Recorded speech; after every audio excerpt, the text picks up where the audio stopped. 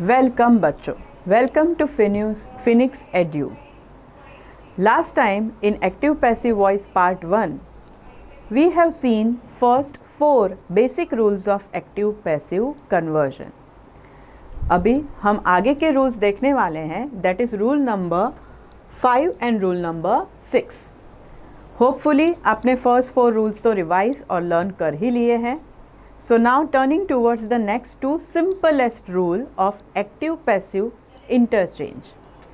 The 5th rule, let us start with the 5th rule.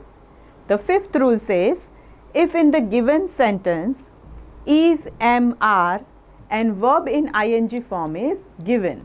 If in the given sentence is, am और are में से कुछ एक दिया है और साथ में verb है जो ing form में दिया है, तो उस सेंटेंस को पैसिव में कन्वर्ट करते वक्त हमें इज़, एम या आर को एज इट इज़ रखना है और उसके साथ हमें बीइंग प्लस पीपीवी ऐड करना है।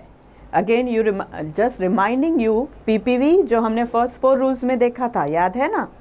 पीपीवी यानी past participle of the verb.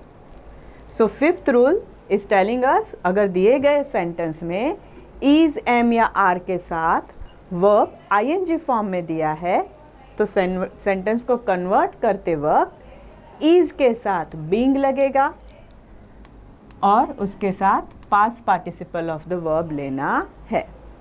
Simple चीज़ और सिंपल आपको बनाकर देखूं तो जब वर्ब में ing दिख रहा है ना, तब आपको BEING ऐड करना है।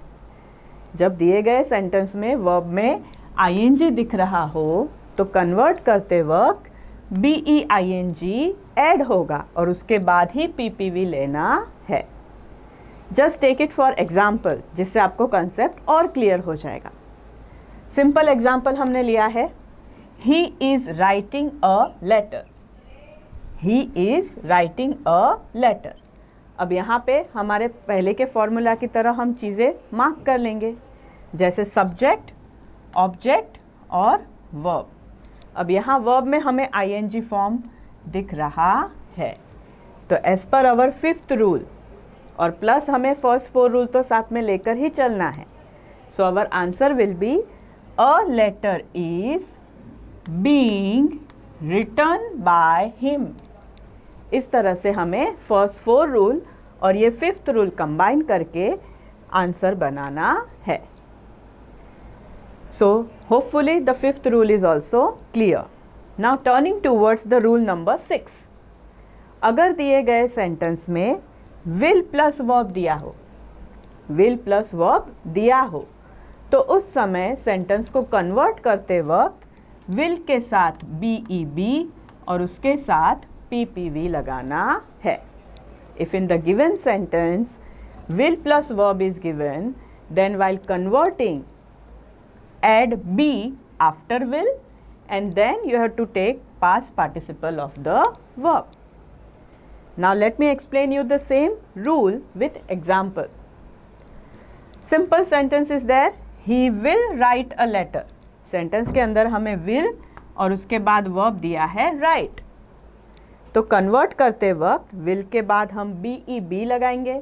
So हमारा sentence बना यहाँ पे a letter will be written by him. A letter will be written by him. So hopefully students, these more 2 rules are going to help you in converting active to passive in a very easy way.